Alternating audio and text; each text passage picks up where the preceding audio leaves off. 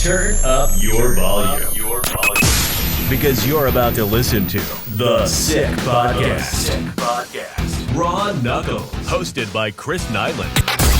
Nilan going ballistic. I love it. He's going to hit his own players. He's a madman. He's a freaking madman. Look at him going to town. That'll be a suspension. That'll be a fine. Bring them all out, Nilan, you freak. It's going to be sick. And thank you for joining me here today. I appreciate it. No, it should be some fun. I'm looking forward to it. You know, I remember the last time we were together was up in Saskatchewan. Saskatchewan. Right? Yep. We went up and we spoke at an event there close to where those young boys got killed. Yeah, tragic. Yeah, the junior team. Yeah. The junior team was terrible. But, yeah, just to be up in that area when it wasn't long after that happened, right? How remember we drove by the memorial at the corner there where the bus went? Yeah, it was incredible. I remember, I don't know if you remember this, back in the 80s when we were playing Lindy Ruff. Yeah. His brother lost his life in a bus accident, right? Playing junior. One of the junior players, on his junior team. And that was out west too, right? Yeah, it was out west too. Lindy's a Western boy. Yeah, and it's funny, not funny, but I remember when it happened, and we had gotten an altercation in Montreal, and we both went in the box, and we were at each other. And I did say to him, "Geez, my condolences for your brother," and he was like shocked. I think he was shocked, like. Oh, sure, it was quite we just got through. Fuck you and fuck you, you suck, and funny stuff. But anyway, let's get cranking. That's what our hockey fans don't understand is that connection, that camaraderie of the guys. I mean, even official to player, you could get kicked the shit out of somebody in a game that I was refereeing, and I'd give you a 10, and then we'd see each other on St. Catherine Street and have a cold beer together and forget about it. Yeah, for sure. That was a different culture back then. It's changed now. It's different. Yeah, certainly is. We played and officiated in the best era that I think ever that I've seen in hockey in my life. I'm 50 years now in hockey, been involved in hockey. So, yeah, we were blessed. We were lucky. Well, I when I think back of those times and you look at the way things are today, it's just like it has changed so much. And we'll get into that. But I want to get back to where it all began. And I lived where you grew up. I lived in Dartmouth. My first year pro, I lived on Cottage Street in Dartmouth, which was you come across a bridge, you go left, and then you head to the airport. And about halfway up the hill there, you took a right, and I was like 2 streets up. I lived with Tim Burke. You were close to the golf course, weren't you? Yeah, not far from the golf course. From Brightwood. Yeah, I know exactly where you were. Back in it almost ran parallel to one of the fairways at Brightwood. Yeah, and it was awesome. But my first year, I'll never forget living in Dartmouth, Nova Scotia with Rick Mahar and Timmy Burke. And, I remember going there the first time. I was coming from Boston. I'm like, oh, where am I? I thought I was like and it was smaller city then, right? I had 3,043 minutes in penalties, and I probably deserved 3,000 of them. Maybe 43 I didn't. Okay. Maybe I'll take the over on that one, Chrissy. But I just want to go back in that era. But growing up in Halifax, in Dartmouth, across from Halifax, did you start out playing hockey? And why did you choose the referee route instead of the hockey route? Well, you know what? It's funny. I was just telling the story yesterday to a friend of mine. I didn't learn how to skate till I was like 14 years old. I lived out in the country. I lived out in Spryfield, Nova Scotia. Okay. And a lot of the lakes, like anywhere in Canada, a lot of the lakes froze and the little ponds froze. So I played a lot of pond hockey just on our boots. So I developed stick skills and all that other stuff first, and then we moved over to Dartmouth to Shannon Park, Wallace Heights. My wife and I's dads were in the Navy. And of course, the Navy base had its own rink, had its own fire department, ballparks, everything, bowling alley, whatever you want. And then when we moved over there, that's the first time I put on a pair of skates. my stick skills were good, and I was lucky enough to be a pretty good skater young at 15. And that's when I got involved in playing hockey. And then I guess the kind of cool story is I learned how to skate when I was 14. And then when I was 18, turning 19, I got hired by the WHA in 1975 as a linesman in the World Hockey. So I played 3 years of high school hockey in Dartmouth for Dartmouth High School. And I was a pretty good player. I got recruited by St. Francis Xavier, St. FX University down in the valley to play hockey. But I just opted to go the officiating because they would have thrown me out of school. So when you got out of school, high school, is that when you started? I graduated in April, and I was living in Toronto working in the World Hockey Association in October. Yeah. So up until the WHA, but did you work local stuff around Halifax and stuff? Yeah, I didn't referee. I never refereed. I was always a linesman, and I got hired by as a linesman of the WHA and the National Hockey League 2 years after that. But yeah, I did all my junior hockey. My last year amateur, I did close to 400 games. I never turned down a squirt game, a peewee game, a junior game, a university game. I did at least 400 because I got focused on officiating because I knew I wasn't going to make it as a hockey player. It just clicked in. I was just living in the real world. But I wanted to stay in the game at a high level, whether that was working university or junior hockey. And then as I got 17, 18, I got, oh God, I'm close. I think I can make it.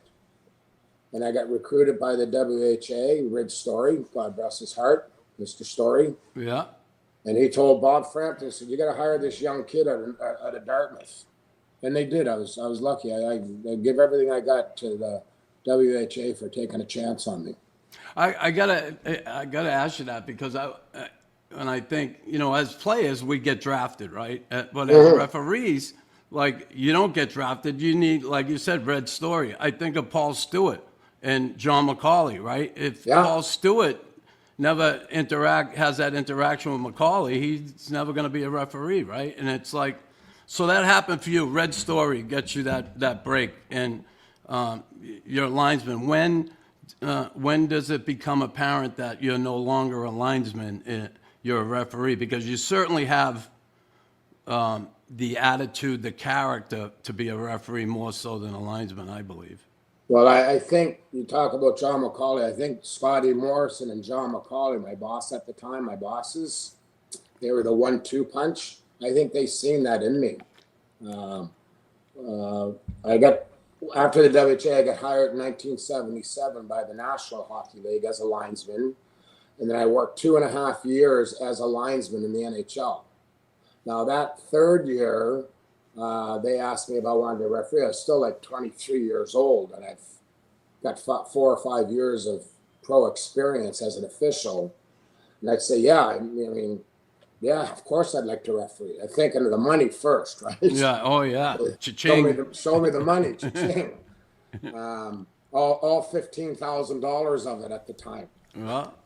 Yeah. And so that year, that third year, my last game as a linesman, I worked Russia come over for an exhibition tour, and I worked New Year's Eve, 79 in Buffalo as a linesman, and then I went refereeing. And when I went refereeing, I had no junior A experience. Like the best we had was junior B hockey in the Halifax area. So I went out to Western Canada. Didn't work much in the OHL, but I went to the Western Canada. I guess that back then that was the league to work. If you wanted to learn, it was a little tougher than the East. I lived in the Western Hockey League. So what I was doing, I would work. I'll tell you a funny story. Everybody knows the Bull, John D'Amico, Canadian. Montreal, the city of Montreal loved John D'Amico. I worked so many games there with him. He'd walk down the street, and he was the king. He was the man. Mm-hmm. I'm working in Vancouver as a linesman on a Thursday night. This is when I was making my transition. And Friday night, I've got a junior A game as a referee in New Westminster. And then Saturday, I'm back doing the Canucks game. So I was doing both until I got comfortable, or they felt I was comfortable. So Punch McLean is coaching New Westminster at the time. Yeah. So Legend. Legend in his own right. So I said to John, I said, why don't you come over? You got a day off. Why don't you come over to the junior game with me and supervise me, coach me a little bit, mentor me a little bit. You've been around the horn. So I talked him into it. He come over to the junior game, and we ran into Punch McLean before the game. And of course, I had met Ernie before. I'd met Punch before, but him and John just started. I mean, old stories and that. Well, what happens is that we're in the locker room, and the linesman doesn't show up. He forgot he had an assignment, so I said to John, you're wearing black suit pants. Come on out and work the junior game with us. And so John did. John come out and he worked the junior A game as a linesman. In the second period, Punch McLean emptied the benches, threw all the sticks on the ice just to make a spectacle because he had John D'Amico where he wanted him finally. Oh my God, we laughed hard. John was mad. He went on the bench yelling and screaming at Punch, and it was an unbelievable. I wish I could find some video of that. But what for you was the biggest adjustment going from a linesman to being a referee now? How was that adjustment, and how difficult was it? Well, back then it was still a 3-man system. So, I was just lucky enough that I was, I guess, better than an okay skater. So the adjustment was now you're going goal line to goal line instead of blue line to blue line. Yeah. So you had to find your way around when you had to make the turn, make sure you had everybody in front of you. So I think just the mechanics of learning the different skating styles, was a big change. But I mean, I was built for. I always was a guy that wanted to be the centerpiece.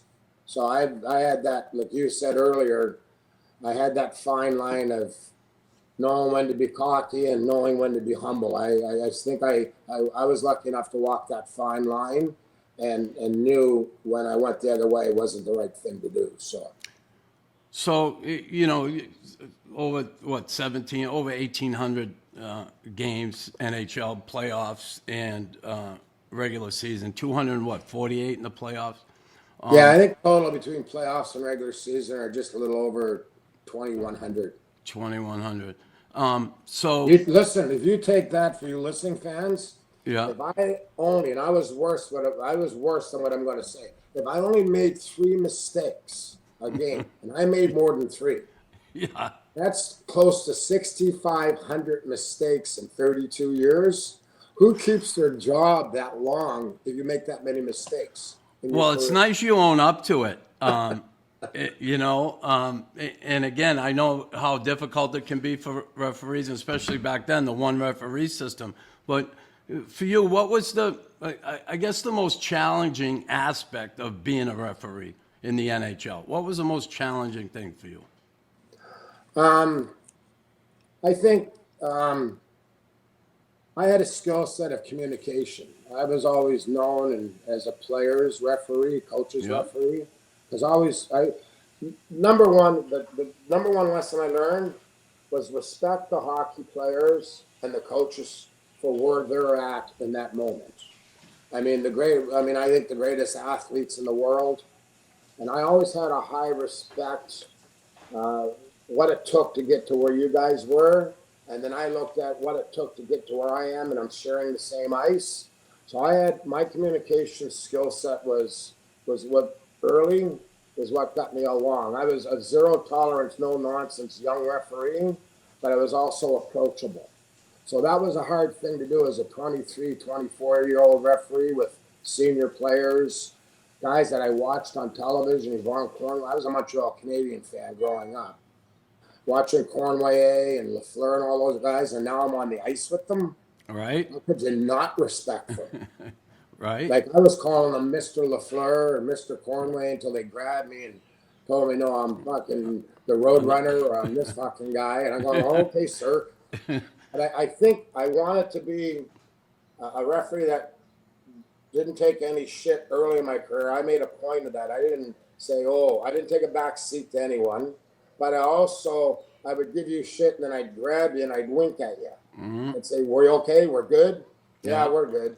And I did that early in my career. And if there's anything I can tell young referees, that's what I would tell them, is that be assertive, respect and put those players that you're working with on a pedestal and realize what it took to get them there and be humble along the way. So. Yeah, listen, I've been hard on referees a lot of times when I'm, look at stuff that happens during the playoffs and comment on it. And I know it can be difficult. And it may seem as though I'm a bitter man because all those penalty minutes I got. But I had such a good rapport with a lot of referees. Certainly a lot of the linesmen, more so. But the referees, and you were one, I had that respect for because you did have that interaction. Some guys don't have it. I'll tell you, and a guy that was not liked by me, Kerry Frazier, who I always thought he had that, like, he was always looking for me, like before the game. Yeah, and you have a book on guys, I get that, I understand that, but,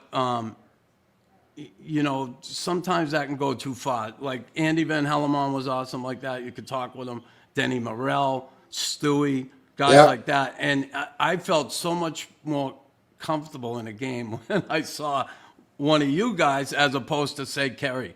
I had a tough time with him, but I've since put that all behind me. There's no question about it. I've had Kerry on the podcast, and he was good. But I knew he was looking for me from the get-go. Did you have that? Like, when you come out in a game, obviously, back in that era with all the fighting, the physicality, the craziness that went on, were you looking for a guy before the game started? I don't know if the book on a player is the right terminology even in today's game, but I mean, right now I'm the director of officials for the National Lacrosse League, the Pro Lacrosse League. So I have 45, 50 guys that I work with, coach, mentor. I do all their assignments. We have Zoom calls on Wednesday nights. I do video clips. I'm the Roger Nielsen of video clips. I love cutting videos for these guys and coaching them. And as I tell those guys, there's no book on anybody, but know your intelligence. And I don't like calling, even back in the day, the goons. I hated that. I always call, and you're an energy guy. Yeah. And I always like using the terminology of the energy players. Know who they are, have your antennas up, but they still have to commit the crime to pay the time. Yeah. And they still have to get 2-minute solid penalties. And there won't be an issue. You're going to get them. Chris Nilan is going to give you 1 or 2 penalties a game. But the nice thing is when he does get a little slash back in the day, and you don't need to call a penalty back in the day at that certain time, and this language will go foreign to everybody unless they've refereed in the National Hockey League, But then you would go to Chrissy, hey, a little slash you put on 10 in the first period? Yeah. You sit for 2 minutes for that? No, I didn't call. Well, then, on your way, fuck off. We'll just keep going here. But no, there's no book, but your antennas, even today, the antennas are up when the energy guys are on the ice. You keep an eye open for them. It's just intelligence. It's just doing your due diligence. Were there any coaches or players that like you actually enjoyed interacting with more so than others? Were some coaches pretty good with you? The guys yelling and screaming and standing on the dasher boards, those are the guys I liked. Yeah. Because you didn't have to go over and massage them or give them lip service. You just went over and told them to sit the fuck down on phone yet. Simple as that. I'm not putting up with it anymore. I remember Mr. O'Neill, Brian O'Neill. Oh, I love Brian. Certainly helped me. Mr. O'Neill was always one of my favorites. Him and his wife, always one of my favorites. And he'd come to our training camp, and the coach in Quebec at the time, Michel Bergeron. Le Petit Turger. Yeah, he was a yeller and a screamer. And he's always on the bench. You know what he was like. Yeah. So one of our guys asked Mr. O'Neill at training camp, when are you going to do something about that Bergeron? He's an embarrassment to the game. The assholes always stand up the bench and yelling and screaming. And Mr. O'Neill looked at that, our group, and we were just a small group then. He says, when am I going to do something about it? When are you guys going to fucking do something about it? And he held up the rule book. I'll never forget that. But guys like that, I love coaching those guys. I loved Terry O'Reilly's when he coached. Pat Burns, God rest his soul, was my favorite all-time coach of all times. Yeah. I loved Burnsy. I was coaching AAA hockey in St. Louis at the time, and every time I knew I was seeing Pat Burns, I always got up and got tips about him, coaching these 14-year-old kids. What do I do?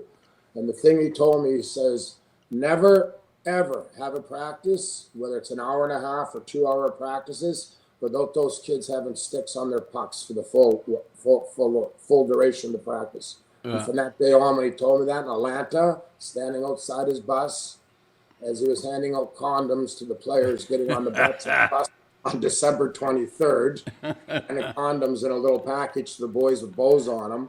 He says, yeah, and then that next practice on the 26th of December and the rest of the year, and any other time I coach, those players had sticks on their pucks.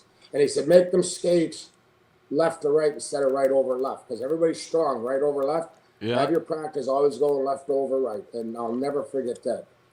Yeah. May you rest in peace, sir. He was special. He was special.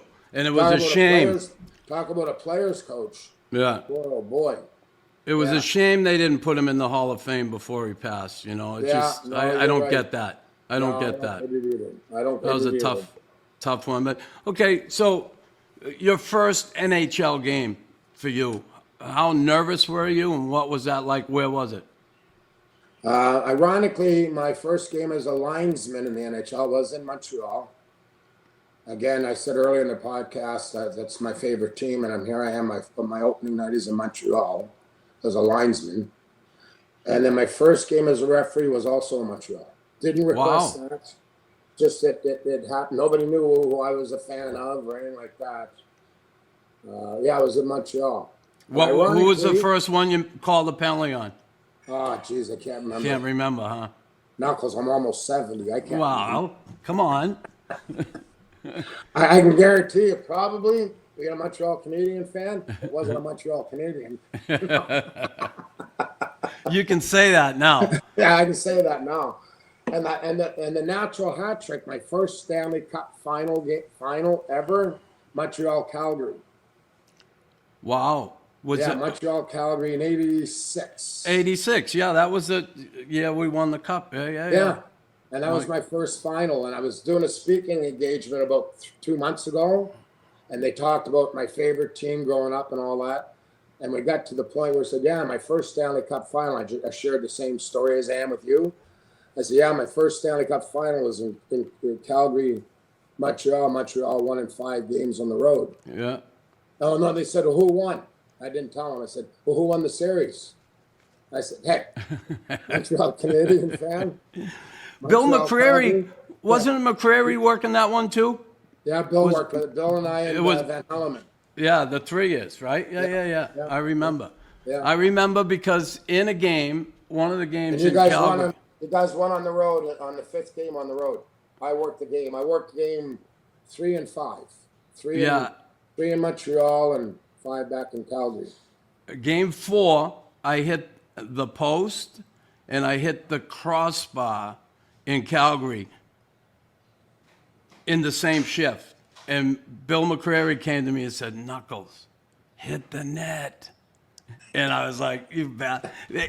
See, those things like that, those little interactions felt good as a player, that you could have some kind of relationship with the refs, because it was always so adversarial, especially back then. How difficult was it to, the tit for tat calls, because a lot of times, you'd be in a game and you felt like you were getting it stuck up your ass as far as penalty wise. Did you ever feel pressure to like even things up? Stuff like that? I don't know, to even it up.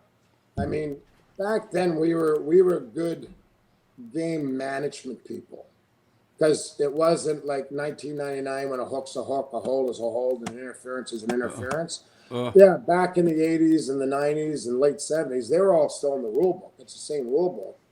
But we were good. They had faith enough in us that we were good game managers. Now, did we manage the game some nights when we needed it in our favor and keep control of things in a 6-1 game or a 7-2 game? We know when one team's, I always say, one team's out to make love and the other one wants to go to war.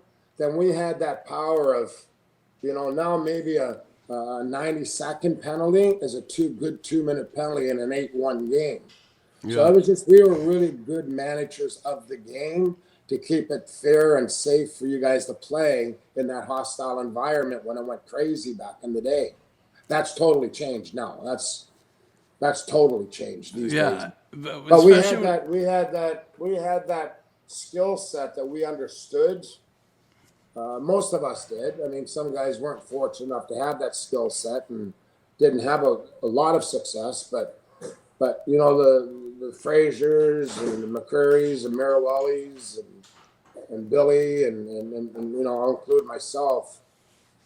We learned that from the greats. We learned that from Bob Myers, Ronnie Harris's of the world, our predecessors. Bill Friday. Bill Friday. Oh, Billy Friday, yeah, God rest his soul. I was at his celebration of life last summer. Yeah, that's who it was. I worked with Bill in the WHA. Unbelievable. He was one of our refereeing chiefs. Yeah, but we learned from those guys how to communicate, talk to players, and all that stuff. And it was just such a great era. Great era. So explain, I guess, to our listeners, if you can. Because I heard it a lot back then. Oh, the referee lost control of the game. How does a referee back then? How did he lose control of games? Didn't understand game management. Didn't have that knack. You either got the artist. The artist is a guy that can think outside the box, good game management, or you have the professor, who's just by the book, black and white. Can't talk to him. He's just black and white, narrow, not off the tracks any.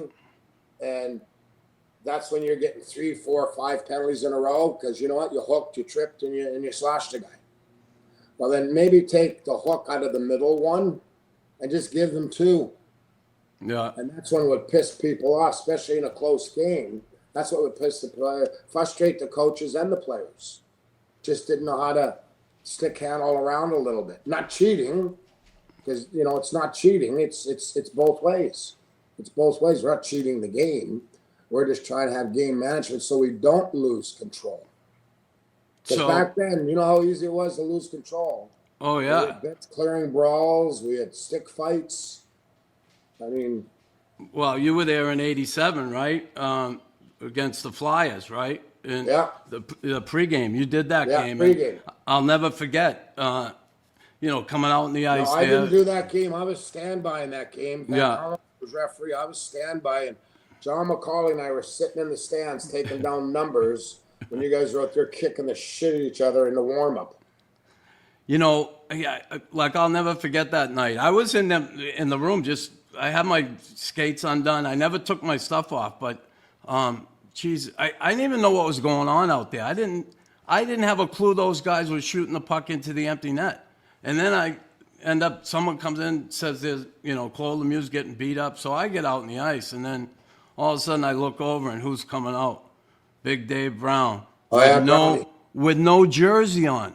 Like, he always... Another one of my favorite guys, Brownie. Oh, I love Brownie. Oh, hey, Brownie! Awesome. The best. I had him on, and I'm telling you, and I had a chance to meet him down in Philly at Fight Night. They have a thing down in Philadelphia where they have guys come in and talk about some of the famous fights you had with each other. And just an awesome guy, really, really. I had him on the podcast. It was a lot of fun.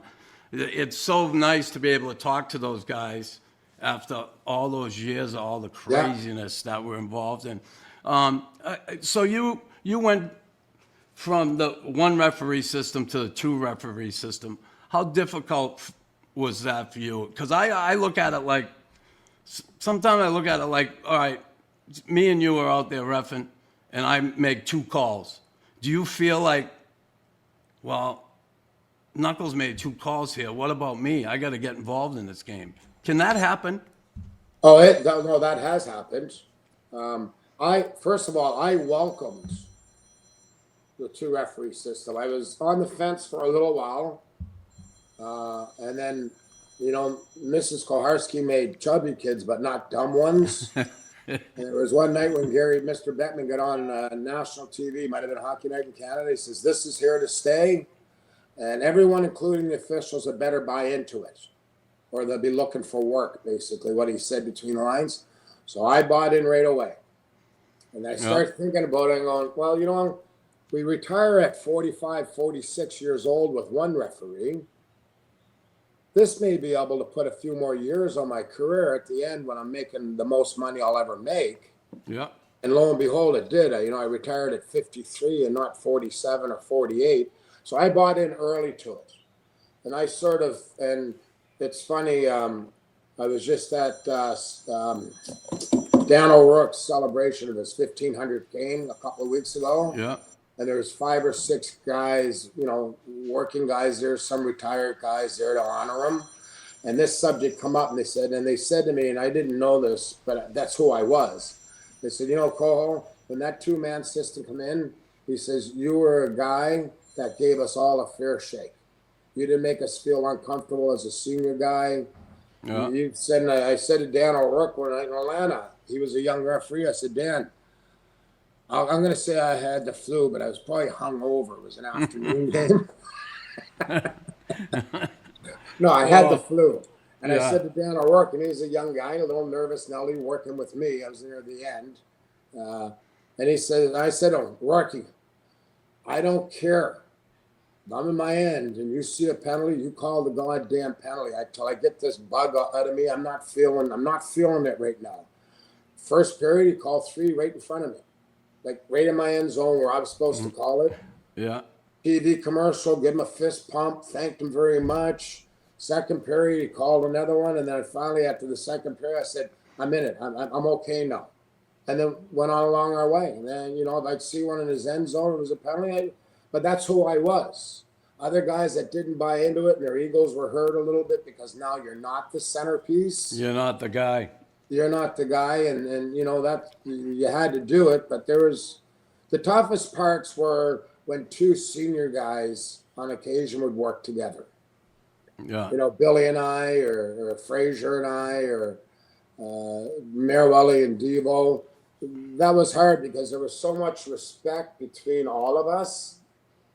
If I was working with a young guy and I seen a blatant hook in his end zone, I had no problem calling a blatant hook, and he would thank me. If you're seeing one in McCurry's end zone or he's seeing one in my end zone, you're going, I'm not going to step on him. I'm not stepping on him.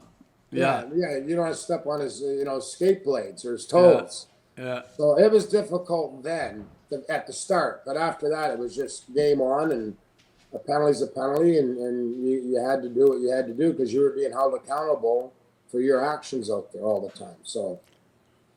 Boy, when I think the memory, you talk about the 80s and that great time of hockey and all that was going on. I remember being able to, hook guys and say it was so hard to get to the net at times without getting slashed or hooked or cross-checked or whatever. It was violent. Pulled down and that was hockey. That was hockey. That's grinding. Yeah, and all of a sudden they go to that. They're going to get rid of hooking. They want to speed the game up. They want get the red line out.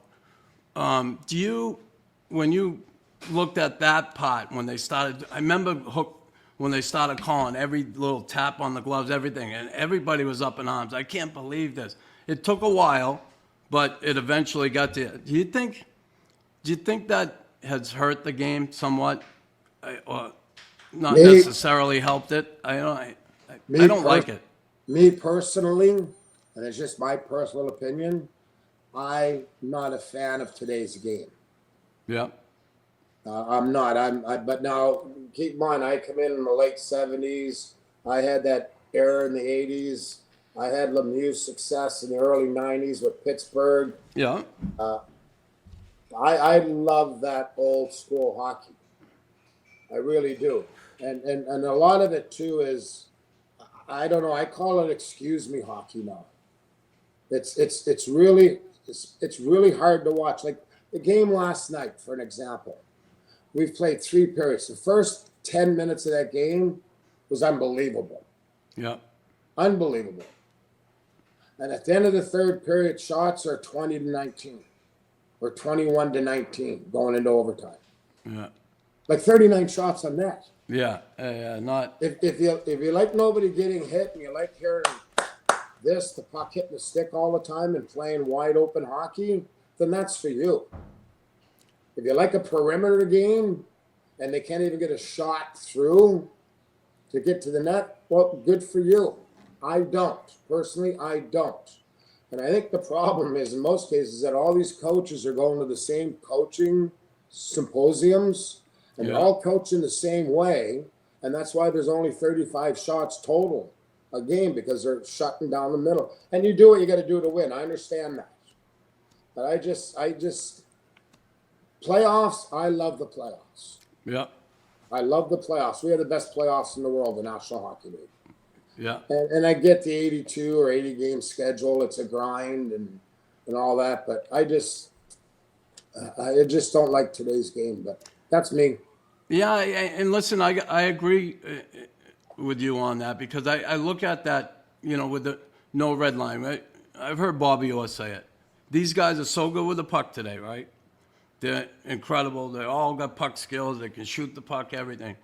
He said, if you put the red line back in, we can actually see a team come up the ice together. If they're that good, let's see them pass their way through that neutral zone and gain the offensive zone by coming up as a team. Every game you see it now, that long pass, chip it in, go. The flipper, the flopper. Yeah, the flipper. Camp is good at the flopper because everybody skates. Braden Point and Hagel could skate 100 miles an hour and beat the D-man. Fast doesn't mean better, that's for sure. And, No. looking at that game today, and I agree with you, but talk about, I guess, video review now in the NHL. Do you think that's helped the game? Do you think it hinders the flow of the game? Do you like it? Listen, it's a great resource for the right reasons. And what are those? What are those right reasons? The goals around the net, the goalie interference and that. Yeah. If it's handled properly and everybody's on the same page, then it should be easier than what it is.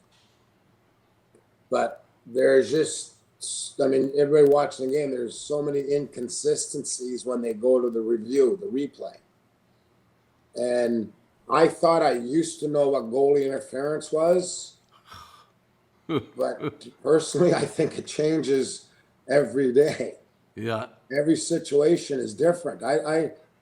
When we started this goalie interference, we had the Holmstrom.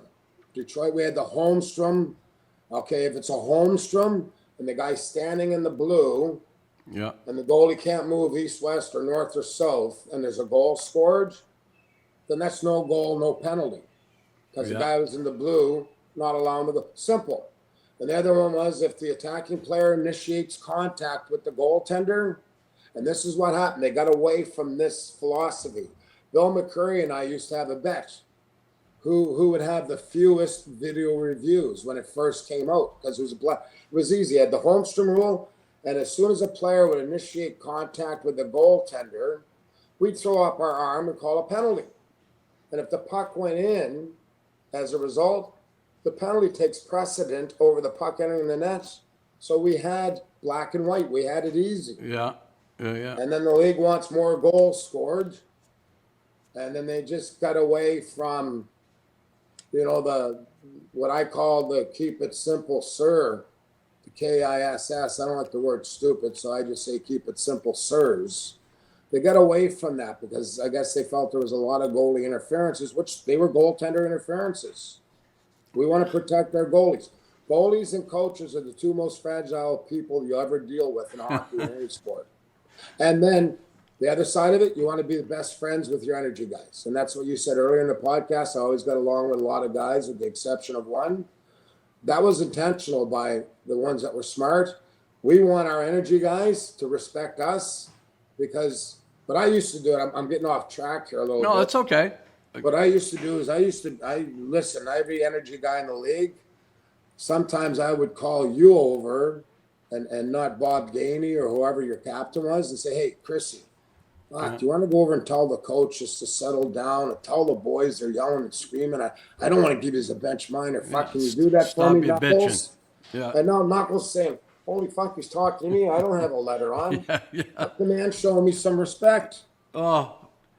Now, whether you went over and told the bench or not, that was me just building that rapport with you in that moment. And then a wink here and there, but anyway, the review, it's just it's so off base now when there's contact with the goaltender in the crease.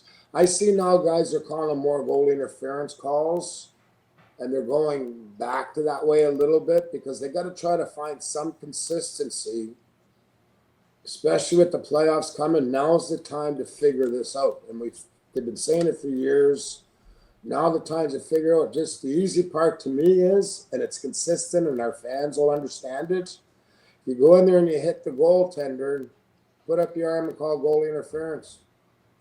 You know what I have an issue with? When guys... If the guy bumps you in there and you're battling and it's a good battle and you lose the battle and you hit the goaltender, then play on. That's a good goal. You lost a big guy, big defenseman, knocked you on your ass and you hit the goaltender, then that big guy should be between you and the goaltender, the big defenseman, and push you the other way. That's a play on good goal. It's so. But one of the frustrating. But for that, to your point, if that can save goals and have teams go in the playoffs as opposed to not getting in, because if you're in, you're in. For the owners, it's significant. I think they should do away with reviews on offsides, personally. Yeah. I really do. I mean, John D'Amico's and Ray Scampanello's, they worked 2,500 games in their career, and they didn't have to review, and they missed many of offsides, probably made a lot of safety calls when they weren't sure. But I would think that. Now, pucks going out of play and coming back in and the net and all that, reviews are good for that. That's a great resource. Yeah. You know, the puck goes out of play and it hits that meshing and it goes unseen, and then they score a goal as a result in that same sequence of plays. That's a good resource. That goal shouldn't be allowed. So one real frustrating part for me is when I see a guy, and you're always taught as a winger, forward, drive the net, and guys driving wide. And there's one case in particular that bothered me was in Montreal when Kreider was in the playoffs against the New York Rangers. Kreider's going the net, and he's flying, and Yemelin goes to make a play on him, and he ends up knocking him down. And he went into Carey Price feet first. He was out of control.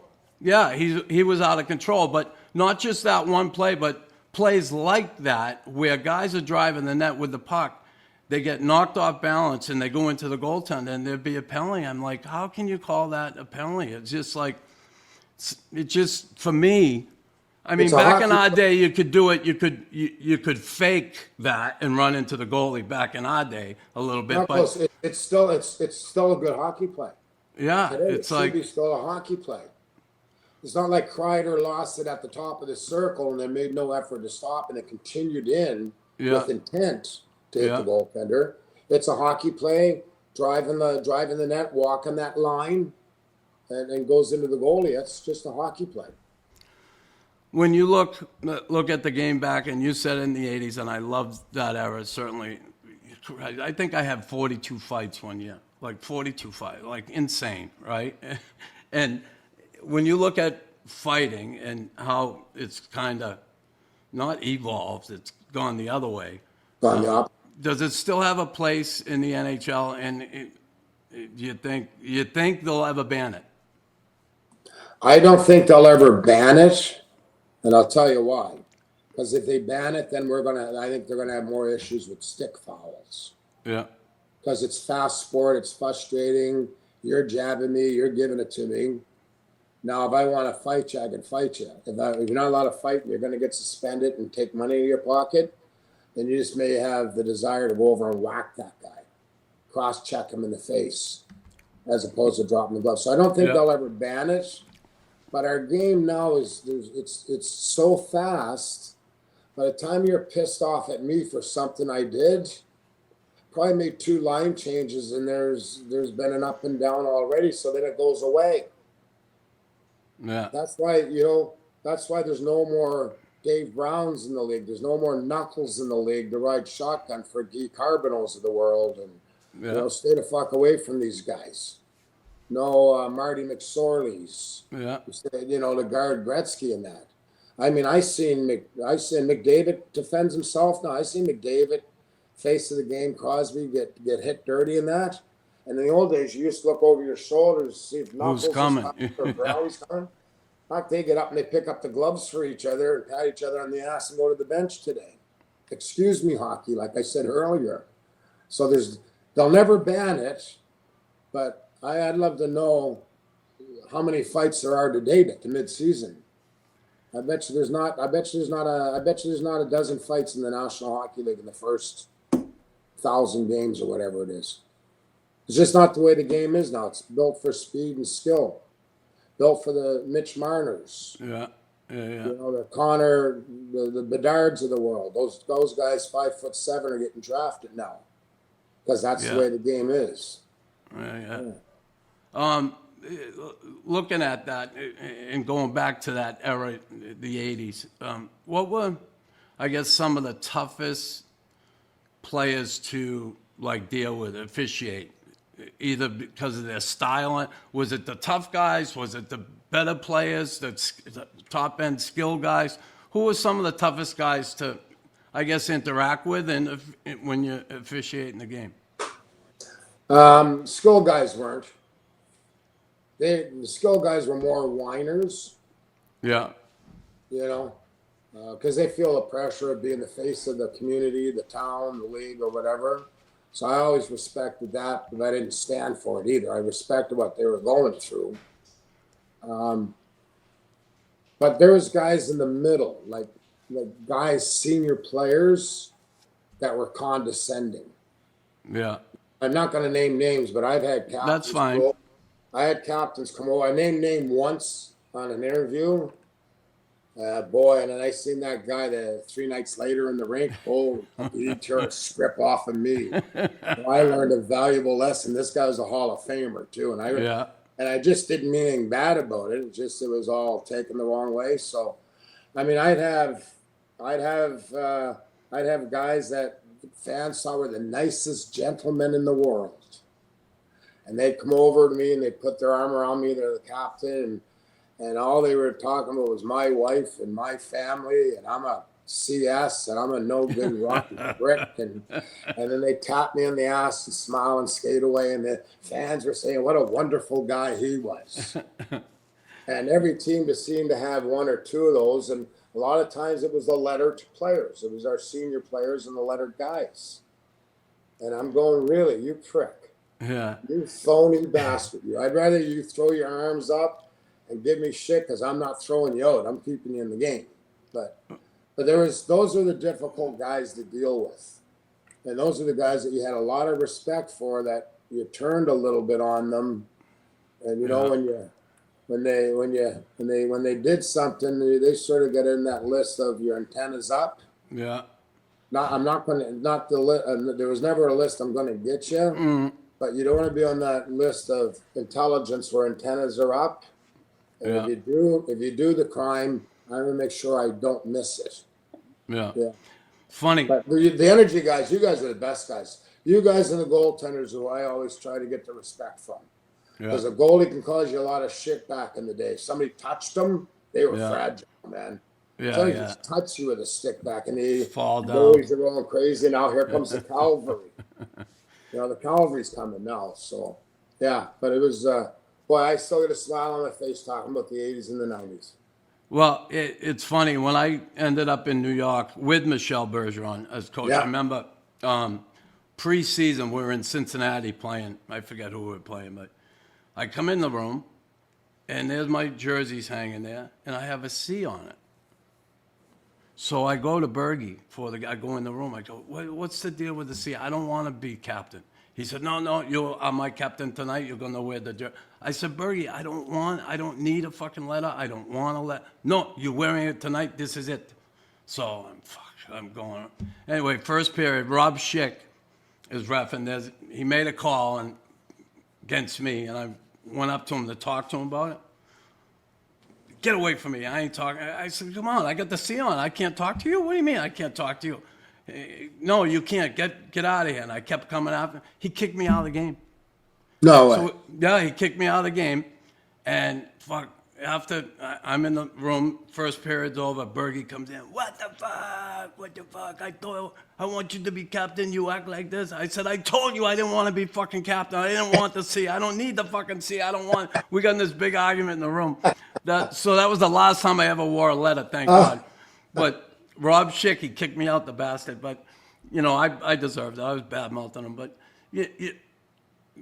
when you think of those situations, like when you get, what would put you over the edge kicking a guy out of a game? Like like you have to have thick skin. Obviously, you've dealt with a lot of shit, from coaches, players, fans, constant. What would put you over the edge to kick someone out of a game? Well, I always said there's emotions versus personal. Yeah. I understood that you guys gotta do what you gotta do to make a living, and I respected that. And I would take a little bit from the emotional side. I would take an earful if it was all just emotions.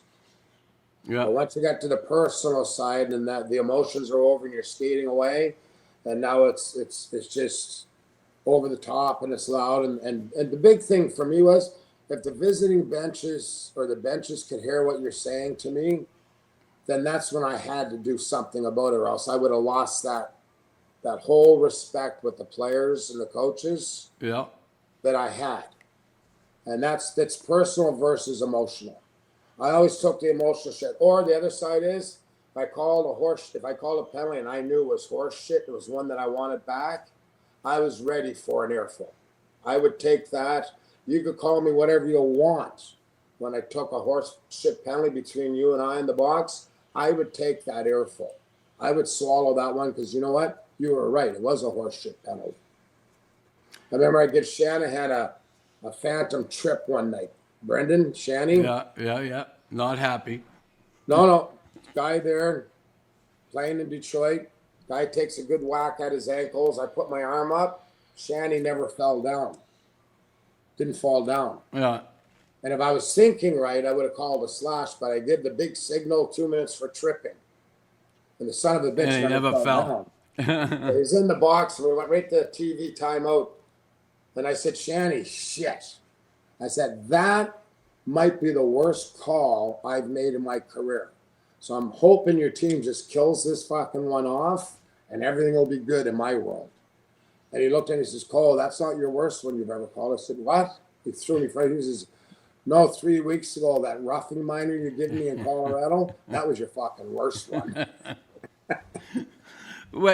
How about when you talk about bad calls? Do you have that one call you made, whether it was in the playoffs or during the regular season, that really had a negative impact on one team or the other? That you afterwards you said, "Oh my, I should have never called that." Or the one I remember that sticks with me is a Game 7 in Detroit. Oof. It was shortly thereafter that we're calling all the hooks and holds. First minute, last minute, same bullshit that everybody hears. Penalty in the first minute, penalty in the last minute. And work with Paul Dvorsky. And that year they started wishy-washy a little bit. Just be careful. The Colin Campbell would come in the room and plant a seed. Say, just be careful, and then I'd say, well, penalty, it's a penalty, right? Yeah, no hooks and holds. Yeah, no problem. Scoring chance. Yeah. So Campbell left the room in Detroit, and Devo looks at me and he says, Kohar, what are we doing? I'm confused. Are we calling fucking the standard? Are we calling the obstruction fouls, or are we not? I said, I'm calling them. He says, okay, so we called them.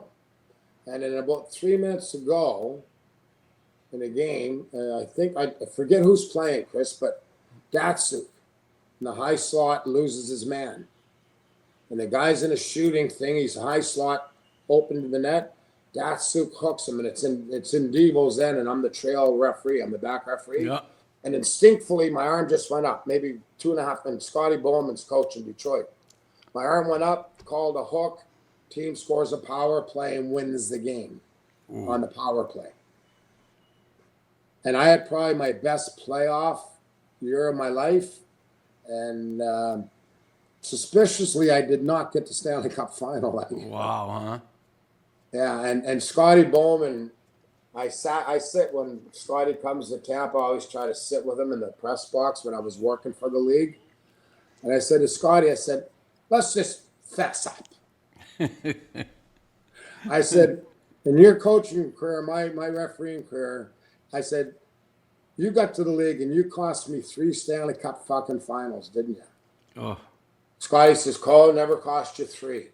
He says, I cost you 2, but I didn't cost you 3. And he says, and that hook you called on Datsuk that cost us going to the finals, that's the one I call the league on and say, hey, fuck Koharski. If we're not going to the finals, why should he? So he admitted to 2, calling the league, and those are probably 2 of the greatest playoff runs I've ever had. And I just didn't get the Stanley Cup finals those years. So I don't know, but Scotty told me it wasn't 3, it was 2. Would that have been a penalty in the 80s? A scoring chance? Yes. Yeah, it would have been, Yeah. still. Yeah, scoring chance. How Back about then now? it was denying of a legit scoring chance or any stick foul, a slash or a stick foul above the shoulders. That was sort of the rule of thumbs back in the day. All right. And we got to bring it up. We got to talk about it. I know you probably talked about this till you're blue in the face, but the whole incident with Jersey and Boston and Jim Schoenfeld. I don't remember that. and I'll never. Actually, my wife was out doing some errands, and I thought about last night. I go, I'm just going to have a box of donuts here on the side, as I know it's going to come up, and then I would have, but I forgot to ask her. I would have put one in my mouth right now. The but Dunkin' anyway, Donuts. that's what I was going to do. I just forgot.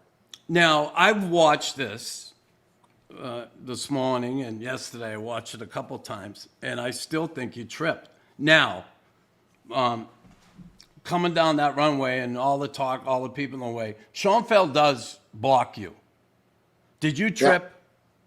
Gary, what it was, Gary McKay, Coach McKay, good friend of mine. I lived in Burlington at the time, and Gary was a Burlington guy. He sort of got in. He was acting like a linesman between He was trying to break it up. 2 combatants. And what I was doing, I was just trying to stay to the right, away from Shoney. I would have walked on the concrete to get away from him. And then Shoney come at me yelling, and he hit McKay. And McKay and I hit each other. And as a result of that, whether I caught the rubber and all that, it made me tumble. Now, when I tumble, did I exaggerate a little bit? The world will never know. So my wife in the kitchen knows the truth, but the world will never know. So, but there was contact, and it wasn't Shoney. I want to clear that. Yeah. It was Gary McKay acting as the peacemaker or a linesman, and him and I did bump, and So do you think when you look back at, and he said it, you fell, you know it, you fell, I didn't touch you. You forgot, you fat pig, you fell, you fat Well, pig. we're going to get there. Okay, I'm sorry, didn't mean to interrupt. Good, because you fell, you fat pig. Have another donut, So, and again, you're a big guy. You're not a fat pig, because I know what big guy is, and you are big, you're thick. So that whole incident, and the solidarity the referees showed to one another with, hey, Yes. if he's suspended, he's not going to be behind the bench for the game. Do you think that was dealt with well by the league? And what did you think about the replacement refs, the poor bastards? What a situation they were put in. Well, initially, I think it was done right by the suspension of one game, and I understand playoffs. It's a coach. We were happy with the 1 game suspension. It was, and back then, it sent a message. It Yeah. was sent a message, and then when it was lifted and appealed, and they lifted it, obviously we weren't happy about that because we didn't work. The boys in the locker room didn't go on the ice that night. And then, like you said, those poor bastards, those off-ice officials that did Pee Wee and Bantam hockey, never did, no experience. Yeah. They went out there and God rest John McCauley. I mean, there was, I think, at least, there was once, maybe twice, where they put up, and their goaltenders were called not to go to the nets if the referee put his arm up until at least he skated some distance and kept his arm up. Then go to the bench for the extra attacker. And there was 2 occasions that I can remember that they put it up and John McCauley was in the penalty box. He opened the door and says, no, get your fucking arm down. So the referee put his arm down and we played on. They played on. Yeah. But John refereed that from the penalty box. Every time they were looking at him. And it was an ugly scene for the National Hockey League. It was a black mark. Yeah. But just being me, you said something earlier about qualities or things you should have as an official. You mentioned thick skin. I have 2 others. I always say thick skin, good sense of humor. Yeah. For the environment you're in. You're always in a hostile environment. It's always negative. And the third one is short memory. Yeah. And that's probably the most important one, because if I can't referee fucking mad at you from something you did a month ago. I can't, nobody should referee that way. Yeah. So short memory, always park that stuff. We had a saying, starve your distractions and feed your negative, feed your negative, or your positive. But since that day, I always try to turn the negative into a positive. The National Hockey League realized that they didn't have great security back in those days. Yeah. And from that situation and that incident, by far they have the best security in all of the 4 major sports today. And I think as a result of that black mark and that Easter, that sort of opened a bunch of eyes. It made our group a stronger group as a NHL. You guys had the NHLPA with the NHLOA. Made our group stronger on taking a stance. I remember I was at home in Burlington. I was sweeping my pool. And we got a phone call earlier in the day saying, if you guys don't go on the ice, you're all fired. Every single one of you are fired if you don't work the game. Obviously, we didn't work the game, so I said to my wife, Susan, I said, you may get a phone call from the league, because I was out there, and then Susan comes running out there, she says, hey, come see who's on the ice. Get to see this. They're in practice jerseys. So I go running in the house, and I was in the house, the phone rang. I picked up the phone. I said, hello. She said, is this Don Koharski? I said, yes, it is. Employee number 0555 or whatever. I said, yeah, that's my employee number. Okay, you're officially, your services are no longer needed in the National Hockey League. I said, okay, great, thanks. Have a good summer. And hung up the phone. That was it. Everyone got that phone call. Yeah. So what happened from there? Then, obviously, game 4 comes and they suspend Stoney. And then our group, our association is happy with that. And then we go back to work. Yeah. But the cool thing about that story and the cool thing about John McCauley, you talk about a man that is just a phenomenal guy. We come out of the Ritz in Boston, and we were there with all the big New York and Philly lawyers. And there's me, Scampanello, Gord Brosker, and John McCauley. Gordy. He kept, because I had no filter, so he kept hitting me under the table as the screen went up and all the fucking lies were being told. And I'm going, And he's a big fella, big guy. Just sit down. You're Just gonna be no quiet. challenge these Philly, New York lawyers that they have. So we walk out Button of up. the Ritz, and he says, Cole, I had you scheduled for Game 7 in this series, and it went. So I don't know if that can happen now. I said, John, there's a Game 7. That's the fucking game I want. Seriously. Yeah. And lo and behold, I went to Game 7, and I did get the assignment. I get goosebumps telling you that story now. And that's just what he was. He was a guy that instilled confidence. He knew what he had with officials and their personnel, and he knew that I had that, whatever it is. I don't know what it is, but he knew that I could Character. You had character.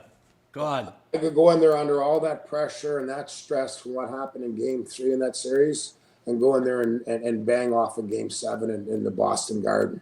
Yeah. It was phenomenal. It was the best experience of my life. Best experience. And of course, all the newspapers are Koharski, Schoenfeld, and the Jersey papers. He's going to fuck us. We don't have any chance of winning. We're going to get screwed. That's not even remotely close. We don't even think about that stuff. Hockey fans out there, referees don't even think about that. We're our weird whack jobs. We don't think about that shit. That short memory, put it behind you, park it, and move on. So I remember skating out there, and Scampy was one of the linesmen in the Game 7, and I'm jacked up. I mean, I'm just focused. I'm going around that Boston Garden, loving it. He says, Cole, look around the dasher boards. I said, what? He says, no, I said, Scampy, fuck off. So look around the dasher boards. And Knuckles, around the dasher boards, you know where the boys would put their beers? Yeah. Glasses here? Yeah. You couldn't put a credit card in between all the Dunkin' Donut boxes that were around the perimeter of the rink. Around the whole perimeter of that arena. Was only Dunkin' in Boston, right? You couldn't put a credit card beside. Yeah, only in Boston, home of Dunkin' Donuts. Right. You couldn't put a credit card in there. So being me, I was going to have some fun with it. We're going to Game 7 going, we're humming and all that. Icings, I'd go stand, and I'd go over and bang the glass and knock the donut boxes on the people's laps and give them thumbs up. And we're in the middle of a Game 7, and nobody even knows that's going on. That's the little things that are hockey fans that the guys can't do now that we used to do all the time. We used to have a lot of fun with you guys and coaches and the fans. So Game 7, you hear it a lot, players, you got to take it as any other game. It's a normal, you can't put that pressure on yourself. How was it different for you, or was it? Other than the pressure of getting a Game 7 going 100-fold from a Game 6 or a Game 5, obviously winner take all. Other than that, if you watch Game 7, there's usually 2 or 3 penalties. Yeah. Maybe 3 or 4 penalties. Guys are so much more careful, right? Yeah. You go on the next one, make more money, or you're going home. So the first 6, they've got all their frustrations out, usually the first 5. Game 6 is really important, depending what the series is.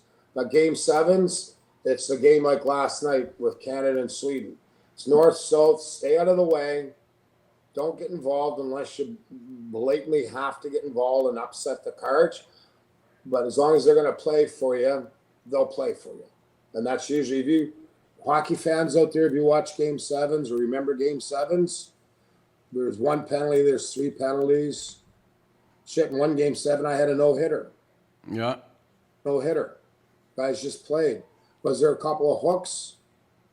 A couple holds? Yeah, 1 or 2 each way, but guys respect you and management respect you just staying out of the way back in the day. But now if you don't call them, that's all they're talking about is a 2-minute hooking penalty that they thought would have cost them the game because they missed out on a power play. Back in our day, it was a major penalty or a match penalty. That's what we talked about. Now it's like peeing in a public place. You got caught. Well, jaywalking. Why didn't he call the jaywalking? Yeah. I mean, it's just such a different game.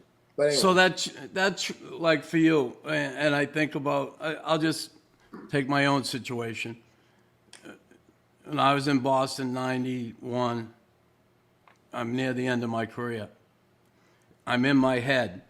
I remember, and I always say this, I fought Jim McKenzie one night, and the next night we played Chicago and fought He's no slouch. the Grim Reaper. There's no slouch. And I never forget, I was in the penalty, and I hung in there with them, a couple of big fellas and young, doing what I did when I first came in, going after O'Reilly, Jonathan, all the big names, because I want to make a name for myself. Now it's coming at me. And I know I was in my head. I was losing that dreaded half step, Did you ever get to that point where you're on the ice, you're in your head, you said, I'm slowing up, I don't have it, I've lost my fastball? Did you get to that point? Absolutely.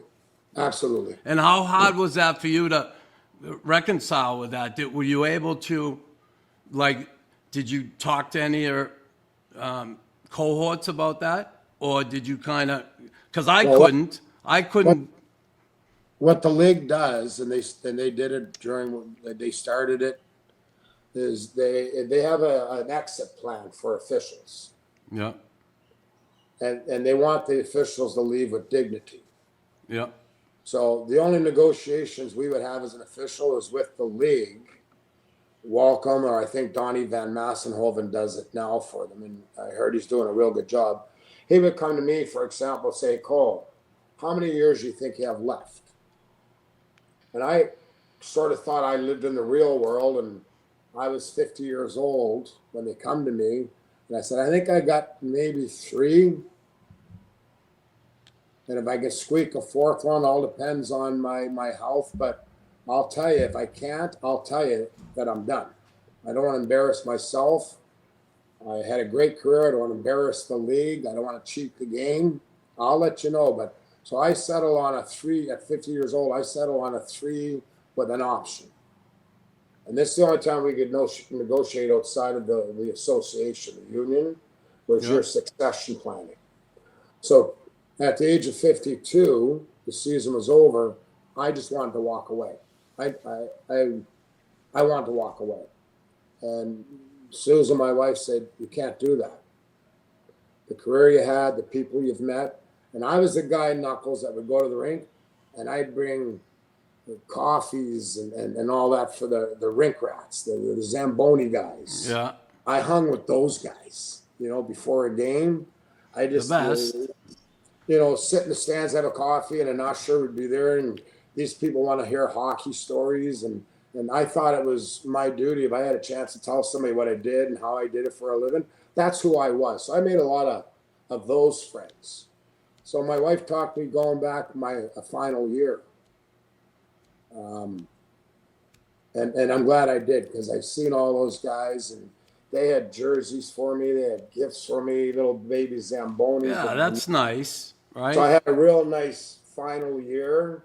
I mean, and every night after a game, the guys had the wine in the room for me, and there was buffets, and there was gifts. And I am so glad I went back and did that final year. What was the last game? Do you remember the last game? My last game was in Tampa, Florida. I could pick where my last game was. Oh, okay. So I wanted it at home. I live in Tampa. I wanted it at home, and I had my 1,000th game in St. Louis, my 1,500th game here in Tampa, and then my final game in Tampa. Yeah, so it was pretty cool, and you left with dignity. You knew it was your, like right now, and I don't know the numbers, but guys like the face of the game, Chris Rooney from Boston, Wes McCauley's of the world, our senior guys, they know right now when they're leaving the business, whether it's 1 year, 2 years, or 3 years.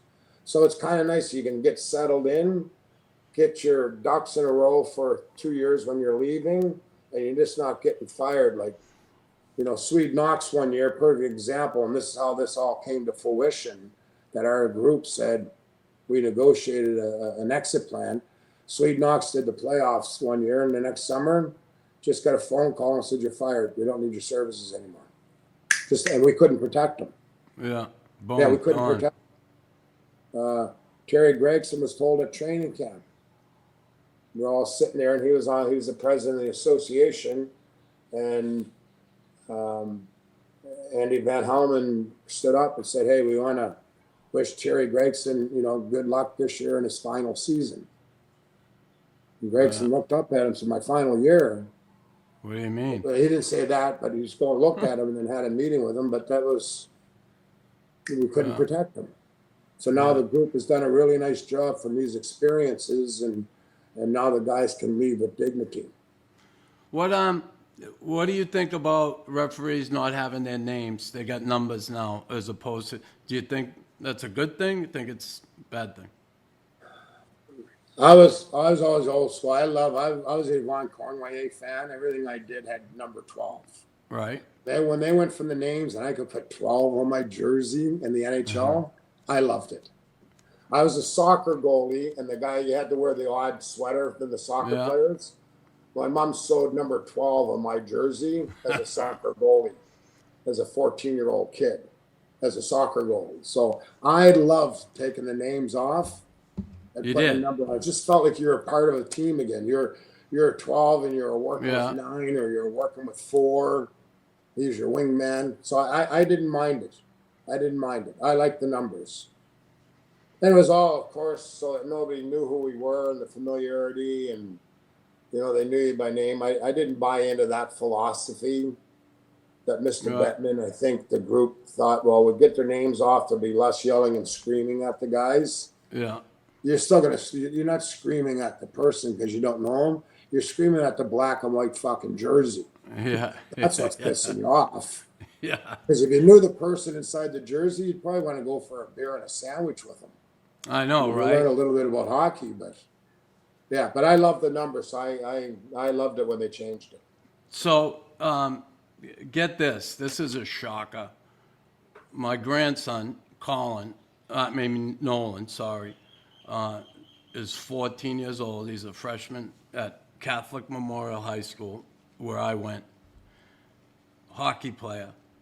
He started refereeing this past year. Now, I think, was it last weekend, he did 4 games. He made $45 a game. I know. Hello. So I guess what advice would you give to a young kid like that, a 14-year-old kid who's starting out as a referee? Just be, in your case, is your grandson, just be your granddad. Really. Grind, because the abuse out there is just horrible. Right. It's terrible. From parents, right? And then a coach is a parent, so he's no better. Just, if you can grind and you get through those hostile environments, and you grow that thick skin and keep your sense of humor, and I'm sure, being your grandson, he's got one. Yeah, hopefully he doesn't want to go and kick the shit out of somebody that's yelling at him. And just short memory, and go out there and just enjoy the game, because you know what? It keeps you in the game.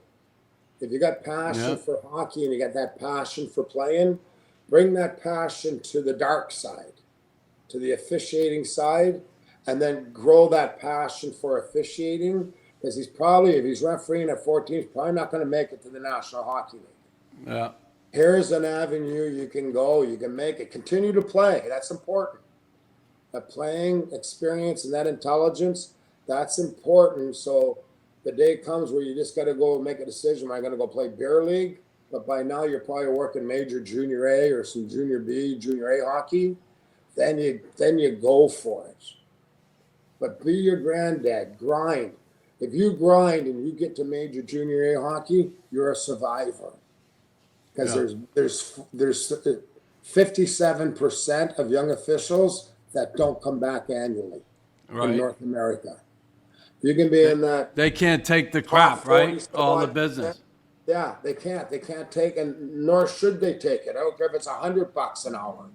Nor should they take that bullshit. But that's never going to change. It's never going to change. Yeah. If you can grind and you can just say at the end of the tunnel, I love this, and I can't wait till next week to go and do 4 more games, you'll survive, and you'll have a chance of maybe a career in the business. It's a fun side of the business. Wes McCauley said it best. I had him on a Zoom call with us I do a Zoom call with my referees on Wednesday nights with the National Lacrosse League. And I brought Wes on as a guest to talk about communication with coaches and players because he's the man. But he learned from the best too. So what can I say? Yeah, but yeah. That being sure. said, I learned from the best too, which was his dad. So it's a 3-generation cycle there with. And he come on and he said it the best. He says, no one can do what we do. No one. There's no one. No one. You can't come and do what we do. No, and it's difficult. Do you think? And the other thing he said, which was interesting, he says, because he was a 3rd-round draft pick for Detroit. He said the best thing is playing the game. Second best is refereeing the game. Third best is coaching. Well, do you think referees get enough credit for actually like fans knowing how difficult your job is? Because it is a difficult job. And as a fan, as a guy who played the game too, you watch it some nights and you just it's easy to root against the officials. Be that armchair expert. Yeah. It's easy. 5 or 6 replays. Yeah, it's easy. Do you think what can we do as I guess the league to let people know just how difficult the referee's job is? Because it is. But you know what? I know the officials. It's all personal satisfaction. It's what the league is telling you that you get success, you're getting playoffs, you're going deep into the playoffs. If we're looking for a pat in the back, we're not going to get it. We're in the wrong business. Yeah. That pat on the back will come with assignments, big games, game 7s, finals, playoffs. You will have earned it. You've earned it. They're not giving them. You earn those assignments. And that's all that we not care about, because we care about the game. We care about our fans.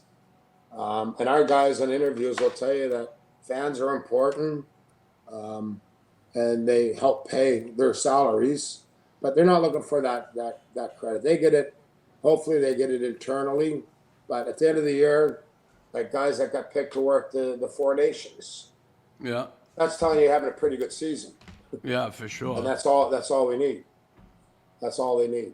So what would be something most fans don't realize about NHL referees, officials? The one thing they don't realize Well, I can about tell being you, an official. they are passionate about what they do. They care about what they do. When somebody has a bad night or a night that's not gone well, that guy doesn't sleep very well for a few days. Right. That guy gets video clips. Well, we used to send out video clips to hold him accountable, to look at that, see what he could do differently, to improve a little bit, to minimize his mistakes or his missed calls or bad calls. But those guys are passionate. They care about the game. They care about their fans. They care about the fans. They're under the gun. They get direction from, the department. They're under the gun a lot. There's a little bit of gap now going on where they're going to lose a lot of senior guys there in the next 2 or 3 years. So I know the next up, that's a concern of theirs. Who is next up? But it's a process, and I can tell you out there, they don't screw any player. They don't get any directive saying, let's get this team. We want this. The biggest thing I used to get a kick up. The league wants the big market teams. Oh, yeah. They get to the referees, and the referees referee accordingly to get the New York Rangers in versus the LA Kings. LA Kings, yeah. I remember that. Yeah. Remember those days? Yeah. Not even remotely even in the realm of thinking that way. You need therapy if you think that that's really how a professional league is run. Not ever. Not even in the 70s or the 80s. Well, here's one.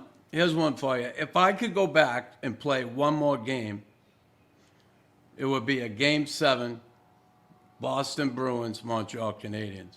If you could go back and ref one more NHL game, which matchup would it be and why? I would want a Game 7 in the Stanley Cup Finals, which I never had. There was few and far between back in the day. Yeah. The only one I had assigned was in Buffalo, the Brett Hall toe in the crease. Ooh. Game 6. Ooh. I was assigned to do Game 7. It was probably the only time I was cheering for any team to win, so I could do a Game 7. But I would like a Game 7 in a rivalry back in the day, whether it was Montreal and Quebec. Yeah. But Montreal, Boston, Rangers, Philly. Yeah. People that are young today, go back and watch those games from the 70s and the 80s. Get on those YouTube things you do and just go watch some of those games. Then you'll understand a little bit better what Knuckles and I are talking about. Oh, my God. We used to go into the Spectrum in Philadelphia, and as a referee, I'd get to the gate to go on the ice, and I'd go look around the building. It's crazy. It's hostile. And before I'd step on the ice, at one time I said, linesmen, Rangers were playing. I said, do we really want to fucking go out here and do this?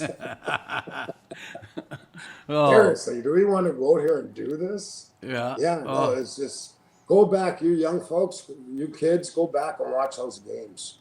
Unbelievable. It's so funny, you hear it. Listen, I get the game is fast today, and, guys are talented and all.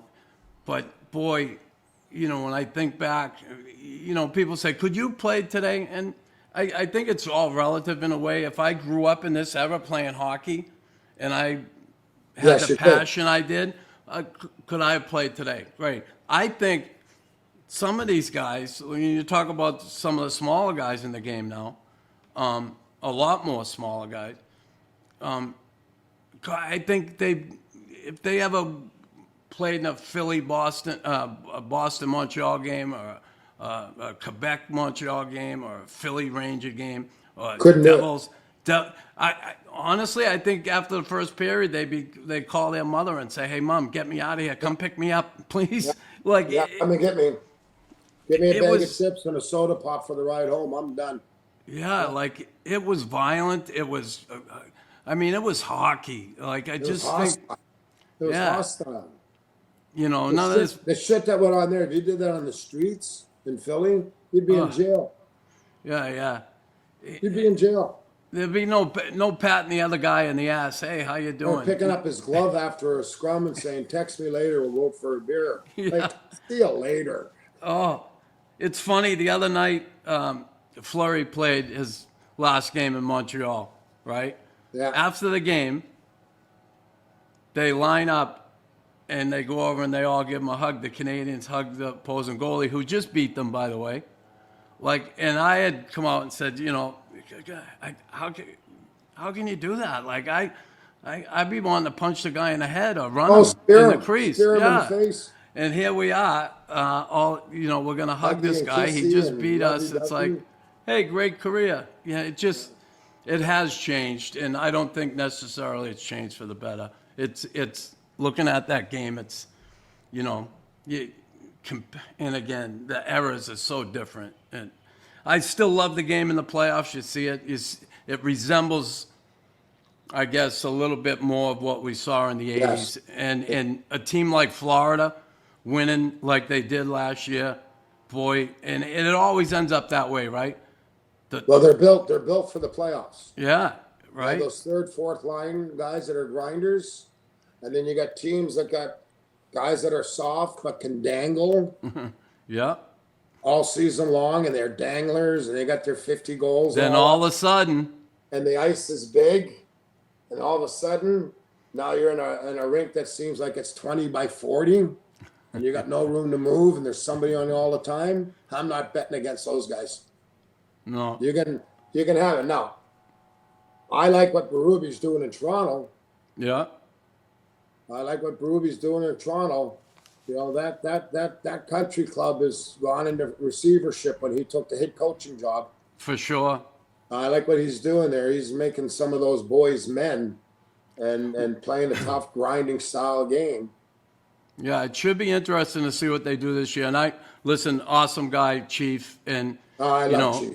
Old school. See, we're old school. Yeah. I love Chief, Talk. I love seeing those guys getting coaching jobs.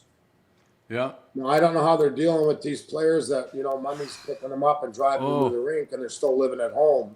Yeah. I don't know how you massage those guys, but, you can't grab those guys by the scruff of the neck like they used to do to you and Burnsy or your coaches. Hey, Knuckles, get your head out of your ass and get the fucking gloves off.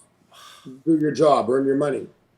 Yeah, when you think of it now, those coaches, it's funny, there was a survey done in Athletic recently, and they asked players, who was the one coach you wouldn't want to play for? And Tortorella was at the top, right? Torts was? Yeah. Torts was at the top. It was like 40%. I love Torts. I love Torts. Yeah. That's a guy I want to play for. Yeah. I want to play for Torts because he's going to get the best out of me, or else I'm not going to play. Yeah. But these guys today don't get it. And I know it frustrates the hell out of him. Yeah. And again, so people look at it like, oh my God, he's so hard on players, and he's demanding. He makes you earn it, and if you're Holds not, you accountable. Yeah, there's going to be consequences. Accountability in our world today, in our world, our society, there's zero accountability for anything anyone does. And he's lucky now. You got Jonesy there as the president. Yeah. He's got two guys. His GM is okay with the way Torts works. Yeah. He knows they do the right drafts, get the right people, the right Tort people. They're going to have great success in Philly. So I love those guys that he's working for in Philly. I think they're gonna have some success sooner than later. But what do I know? I'm just an old retired fat referee, right? No, you're not fat. Come on, will you? Anyway, that's awesome. Now, just one more. One more. Yeah, because I got to Yeah. get going soon. I got to get to Orlando. One more. Leaving the game, your transition, your post-career, how difficult was that for you? And how's life today? I was fortunate when I did my succession planning, as we talked earlier. Yeah. I knew that I had a job with management. We used to call him a supervisor, but now it's officiating manager, coach. So I knew I was leaving the ice, coming back to training camp next year as middle management. And I knew I had a career in that, so I was still going to the rinks. I was still traveling, getting in the bellows of the arenas, talking to the coaches. That helps, right? Having confrontations with the GMs, and all that other good shit. Yeah. So I knew I had that career. So that transition for me was easy. And then COVID came along. And during COVID, I had a couple of opportunities. One was with the National Lacrosse League. Yep. They offered me a job as their director of officials. An offer I couldn't turn down. And then I'm an ambassador to a company in Canada I work with and for, Castle Building Centers. Yeah. They've got me on a retainer as an ambassador to their brand. So I do a lot of work. My wife and I are leaving next month for Halifax for an event, and then Palm Springs the end of the month with them for an event. So, so it was an opportunity. I left middle management. To be honest, I didn't like the way things were going on the officiating side of it in that department. The NHL. Yeah. I just didn't like how that was trending and where that was going for the last 3 years. So the timing was perfect. It's like my life. The timing has been so fortunate with the timing in my life. And I thank the National Hockey League for that second opportunity. And it was fun. I enjoyed the guys. I think the guys respected me and the coaching I was doing. And now I'm just enjoying the hell out of the lacrosse. I played it as a kid. It was my favorite sport. And now I'm fortunate enough to be in the pro level. They'll never take slashing out of lacrosse. That's for sure. No. It's imagine trying to do that. Slashing, cross-checking. Oh. Fights. I mean, they're funny. You'll love it. When they fight, they're in their running shoes on a piece of grass. And it's just, Yeah. we all Way to take go. their stuff off, we get everything off, the guys stand back, and they just There go you go. hard. Listen, Koho, obviously one of the good ones, one of the great referees, no question, just a good man.